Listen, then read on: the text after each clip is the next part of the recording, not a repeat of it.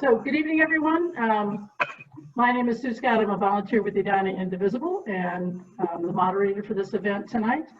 We're live streaming this event on Facebook Live, as well as recording it for later viewing on our Edina Indivisible YouTube channel. Tonight, this is part of our Meet the Candidates series, where neighbors and friends can meet candidates for insightful conversation. Edina Indivisible is a grassroots group committed to encouraging civic engagement in our community and holding our representatives accountable in passing progressive and inclusive policies on a local and national level. In the past few weeks, we have interviewed 4 other Edina City Council candidates: Carolyn Jackson, James Pierce, Janet Katui, and Yukasha Dukane. And recordings of those interviews are available on our Edina Indivisible YouTube channel. So tonight we are hosting Edina City Council candidate Josh Ahlberg. While we will start with prepared questions that we've given to all of the other candidates, please feel free to add your questions in the chat and we'll try to work them in. If we don't get them in here, we'll share Josh's website and contact information at the end of this conversation where you can follow up with him directly. So Josh, thanks for meeting with us tonight. Of course. Let's get started. Give us a sense of kind of your background and why you decided to run for city council. Great. No, I appreciate it. Thank you for Edina Indivisible for having me this evening.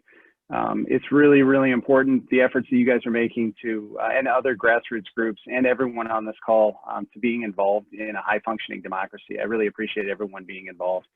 I'd also like to just say I really appreciate that there's 7 different candidates that are participating in this election. It takes a lot of courage, it takes a lot of vision.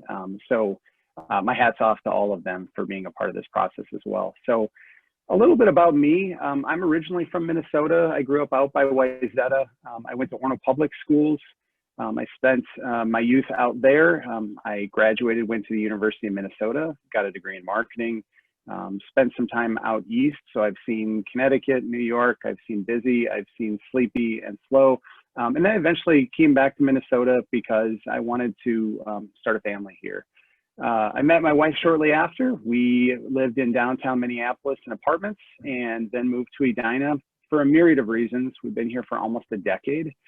Most notably, what brought us here was the schools. We knew we wanted to set up roots in the community, and the schools were really that drawing factor. We now have 2 young children about to go through the schools. Heaven help me, a 2-year-old and a 5-year-old. And so we are absolutely blessed. We're really excited to be in Edina. My background, as I've said, is a little bit is in marketing. My marketing and advertising background, I think, really speaks to my approach and how I approach complex situations. I think objectives lead strategy, which leads tactics. Quality thinking from the onset, I really, truly believe creates quality products. I also believe in earnesty, humility, and that good ideas really come from all corners of any room. So a little about my candidacy. As you can surmise, my background's not in commissions or appointments, so I have sought to involve myself in these ways in the community. I have, however, been actively involved in Edina for several years. I've led, much like Edina Indivisible, grassroots efforts to help engage the community in policy that best benefits the residents. So I'm not running with a big backing of supporters and campaigners. I'm a resident just like everyone on this call, and I'm here really to represent you. So my perspectives on affordable housing and some of the other hot topics of this election are really a little bit more nuanced. I know the difference between vision and intention, the idea and reason for doing something, and outcomes, including consequences. I really think outcomes truly matter. I'm going to ask questions. That's just my nature. If we're going to do it, I think we need to do things right. We need to ask questions and really test assumptions that we have in the community. Make sure that the actions will lead to desired outcomes without negative second or even tertiary consequences. This is especially true, I think, in the middle of a pandemic where consumer behavior, where just regular people's behavior has changed entirely with the way that they live, the way that they socially interact with people, the way they interact with their community. And it's going to change the way that we think in the wake of this healthcare crisis as well. But I think a little bit more beyond that, and I don't want to take my eye off the ball for other things that are super, super important in our community. People have legitimate concerns about their taxes, the traffic, whether they feel safe walking their dog, taking their kids to the park. I think there's a myriad of other concerns as well, whether they can leave their house for the weekend. They're concerned over redevelopment, frankly. I know you guys have touched a lot upon that with some of the other candidates. I'm really concerned with tearing down affordable single-family homes and the cycle of ever-increasing assigned values and taxes. It's also the destruction of trees. It's the city's high debt that we have. We have $100 million in unfunded projects and capital improvement, giving away new tax revenue through TIF, city facilities like the Arena and the Arts Center with health, safety, and ADA and equality and equity accessibility issues are also a concern. So I'm really concerned about a lot of other things, and I ask myself a number of questions. I think those questions start with, really, what are the residents getting out of this particular deal? What kind of leadership are we getting from City Hall? Is it resident-driven interest first, or is it the other way around? And are today's residents being listened to along with residents who've been here for a long time? How do we balance those two things, and how do we make sure that we're honoring the different respective positions that people have? I know what it's like to push the boulder up the hill to fight City Hall. I don't like the idea of fighting City Hall, but when you see something, I've always been taught to say something about it and do something about it. Get involved and make a grassroots effort out of it. I know how to work with a broad coalition of residents to voice their concerns and really ask difficult, uncomfortable sometimes questions in the pursuit of finding sensible solutions. I think this is just one way of several that I'm different from the field. I think a little differently. I don't accept everything at face value. I believe in objective thinking, even if it's not what we do in Edina. I'm certain that the approach, I'm not rather certain that the approach is available in some of the other candidates that are out in the field.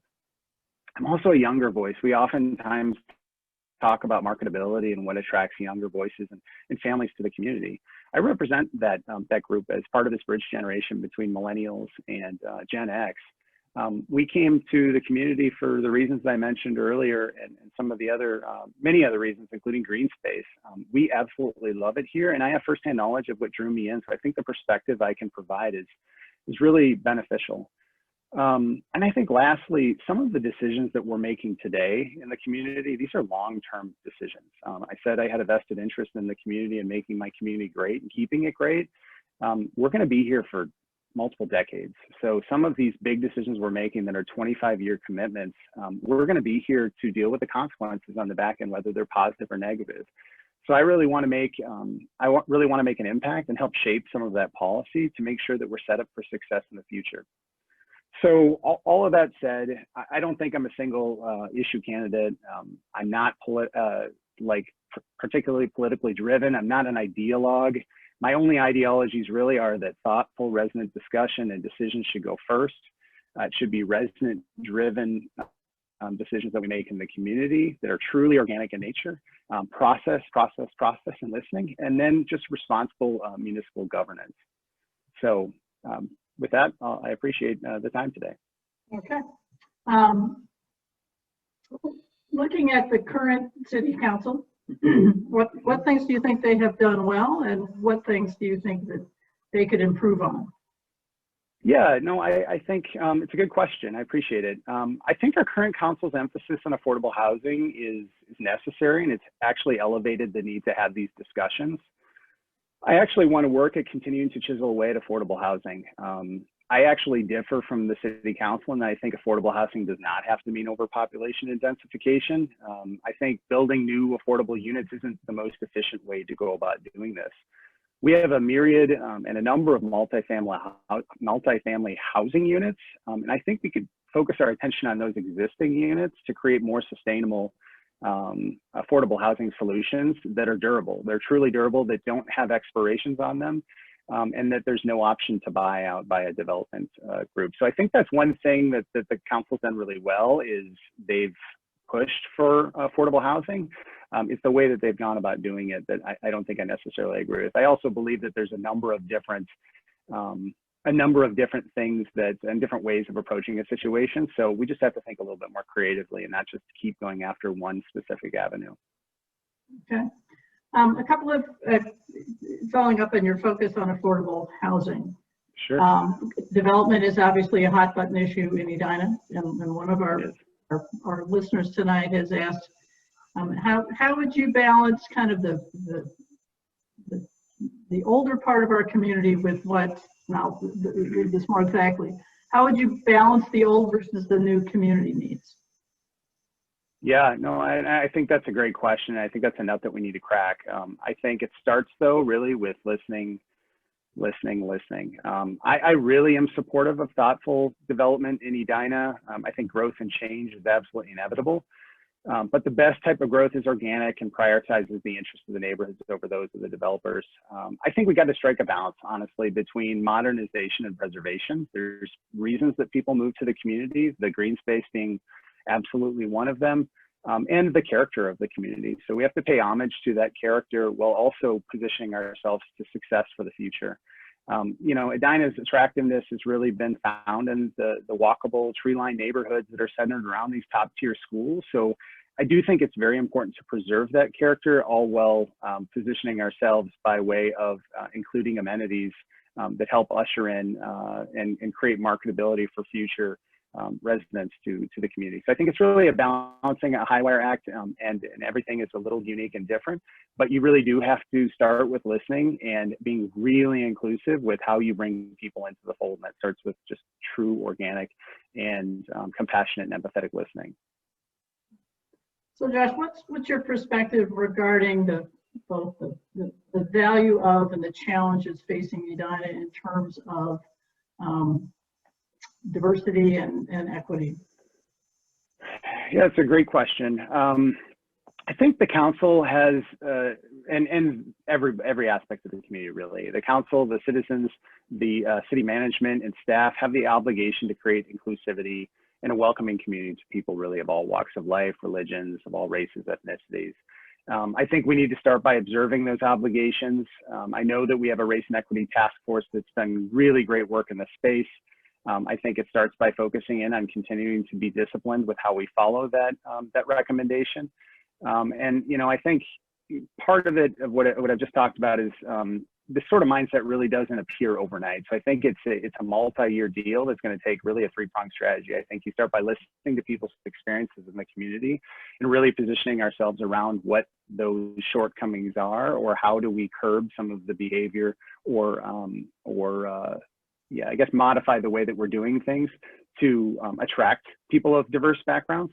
I think second, you ask again the city manager to start including it in hiring practices for, you know, outbound working to find people of diverse backgrounds instead of waiting to have those people come to you and then being maybe ultimately disappointed that we don't have the diversity that we're looking for. So I think there's a proactive effort that needs to be made as well. And I think lastly, if I'm honored enough to be part of the city council, I think you have to start taking these sort of considerations into focus with how policies can be implemented, funding can be doled out, et cetera. But I think it's something that's extremely important to the success of the community, is having different perspectives, different diverse perspectives, and really fostering an open, welcoming community.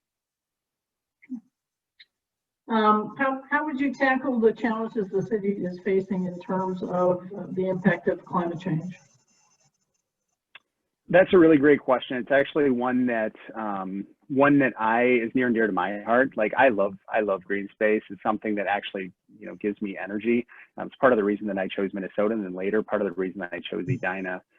I think there's a few ways that Edina can help combat climate change. Obviously, we're not the solution in of itself. It's going to take a monumental effort by everyone in every corner of the planet, including Edina, the nation, and abroad, to really make a dent in climate change. But one of the things we can do is continue to support infrastructure enhancements that allow for alternate transportation in the city. We have great planning behind our Living Streets plan that talks about connectivity to the community. It has enhancements like sidewalks built in so that people can get out and take advantage of some of the amenities that we have in our community. And a side benefit of really following that edict and that planning is that these sort of investments allow residents to enjoy the amenities while they're also lowering their carbon footprint by giving them opportunities to travel by bike or travel by foot. I think another long-term investment we can make is in the parks. Parks has really been something that's been underfunded for years, and I think we have to make parks a commitment. We don't get green space back once we use it for the first time. So especially what's true to the carpenter of measure twice, cut once, I think is especially true to the city. We have an obligation to preserve our green space. Now more than ever, I think it's important too in the middle of a pandemic where people are seeking alternatives to get out of their homes and not just sit inside four walls and breathe recycled air. So this has been something that's really important to me. When I led the Bramer Green Initiative, I was particularly concerned about the swath of trees that were being eliminated on the ridgeline up at Bramer, because these are things that we can't undo. Many of those old oaks are well older than myself multi times over again. So I think parks and green space is extremely important as well.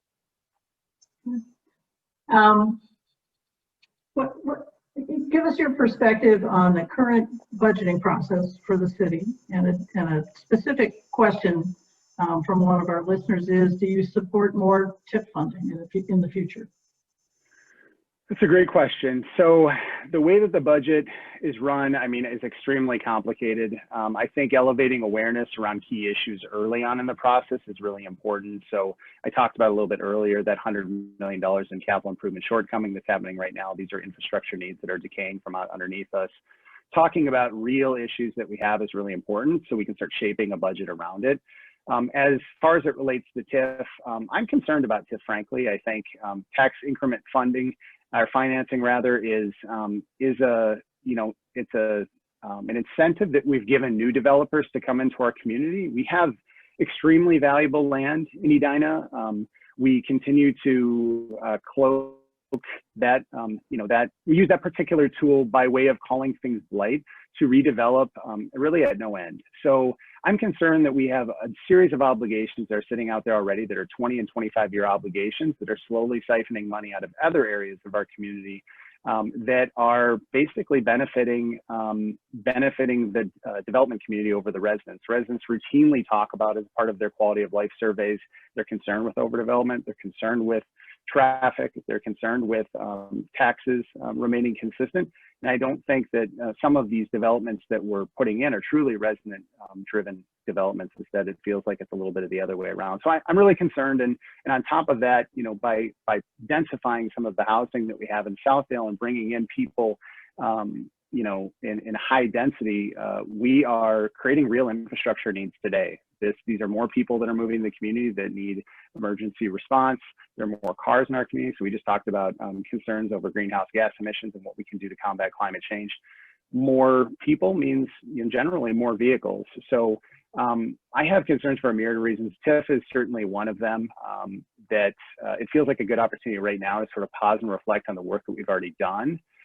Let the dust settle around the pandemic and reevaluate some use case behind how much benefit we've actually seen from developing or from rather dangling that incentive in front of the development community.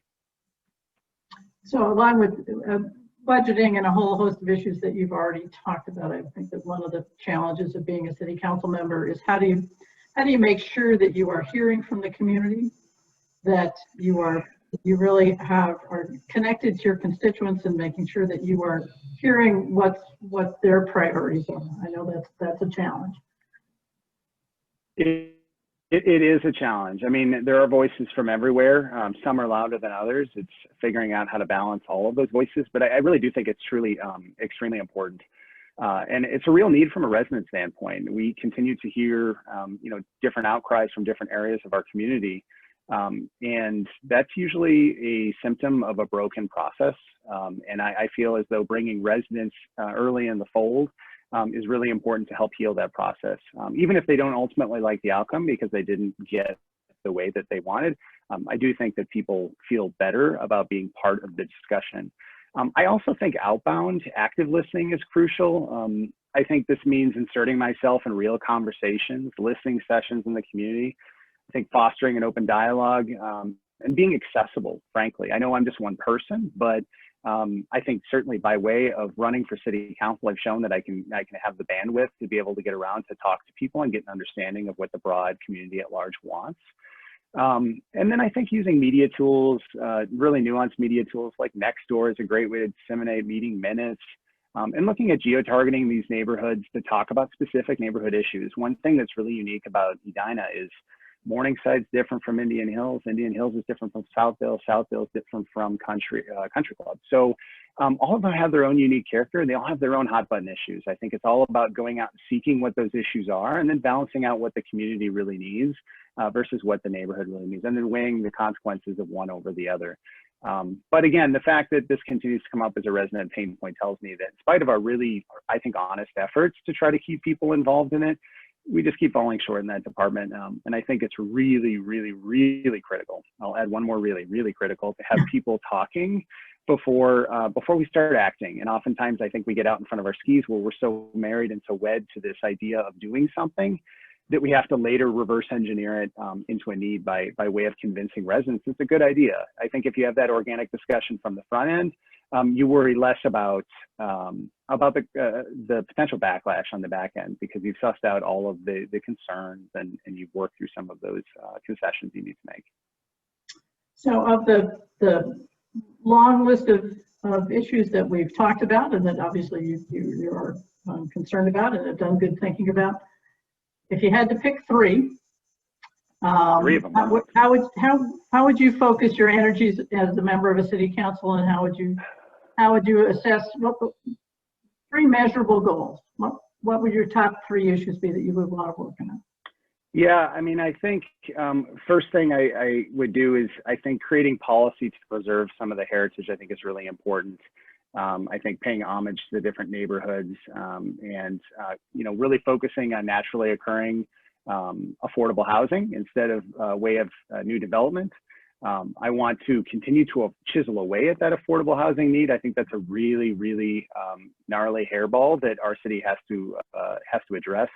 And I think that we would be remiss to take our eye off that ball. I think there's another thing that's in play here, which is the idea of a combined working with neighbors. So I talked about earlier, we have, I think, emergency response needs. Right now, I know the city has talked about an additional fire station at least that we need to help service the northeast corner of Morningside area and Edina. I think looking at combined services with other cities could be a really creative solution to get after to find an interim solution until we can shore up our own resources, or maybe that's just enough. So I think that's another creative thing that we could get after, and then we could actually measure and tackle right now.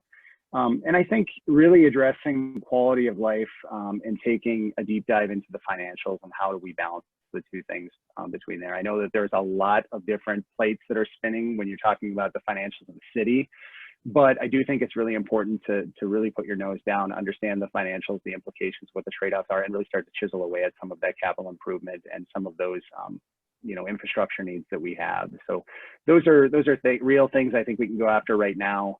I think, things like the community center, like bringing Bramer Arena to ADA compliance and helping abate some of the health issues that we have there. And then the art center has been something that's been neglected as well. So yeah, I think there's some real measurable things that we can find there. And I think I hope to be able to tackle them and put real, I think put pen to paper behind what those objectives are and then how we measure them in the back end to have tangible results. So Josh, as we're wrapping up, we are fortunate to have a lot of great candidates running for city council, and we are. It's a diversely talented group of people. Give us your closing pitch of why should we vote for you? Yeah, I think I'm a little different. I tried to touch upon this in my opening statements, that I think differently. I challenge conventional thought. I don't accept everything at face value. I don't accept because the way we do things is the way we should be doing things. So I ask critical questions. Sometimes that doesn't make me the most popular person in the room, but it does usually get us to a higher ground where there's a better understanding of why. And I'm not certain that that's going to come along with some of the other folks that are in the field this year. I did touch upon, again, I'm a younger voice in the community. I sit in that bridge generation between millennial and Gen X. I think I have a unique, fresh perspective to provide to the council by way of firsthand experience of being that age, instead of just claiming to understand what future residents want by saying younger folks are looking for this. I am that younger folk. So, and that's what drew me into the community at the age that I came here. So I think I can speak unequivocally in the area about, you know, at least from personal experience, why I came to Edina. And I think, lastly, I think, you know, again, I have skin in the game. This is something that I have to live with for many, many years when we make decisions. So someone you brought up TIF earlier.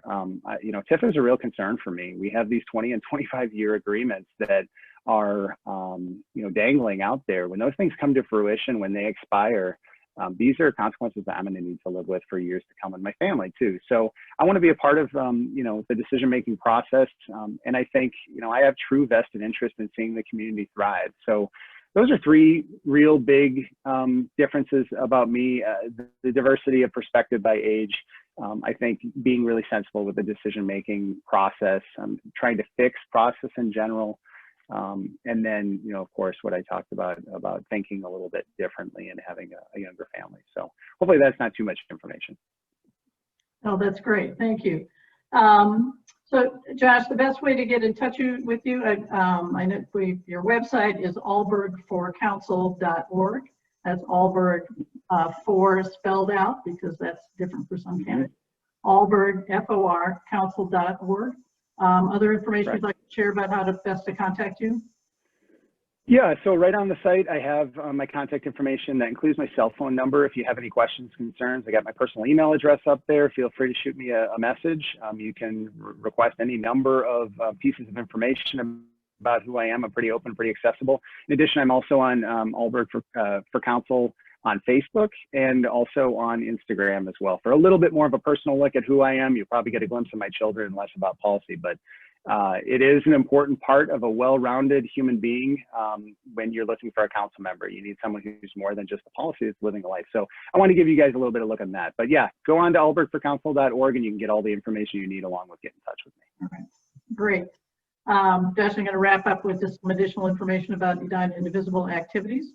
So there's a lot going on in the run-up to the election, and so we encourage people to get connected with a variety of these efforts through Edina Indivisible. We're helping coordinate get out the vote efforts, bridge brigades, texting and phone banks, writing postcards to voters. If you're not already on our email list, please shoot us an email at edinaindivisible@gmail.com. Really importantly, early voting begins on September 18th. That's Friday. Then there'll be a special early voting event that's coming Friday from 11 to 1 at Roslyn Park that Edina Indivisible will be participating in. We're going to meet at the pedestrian bridge over Highway 62 at Roslyn Park near the pickleball courts. And we're bringing our Get Out the Vote banners and our support for various candidates. This is an event that's coordinated by the Dean Phillips campaign, State Senator Melissa Franzen, and the volunteers for those groups. So I hope you'll consider doing that. Get in touch with Clara Severson, who is Clara@phillipsforcongress.org. Once again, Clara@phillipsforcongress.org for that information. So Josh, thank you very much for joining us.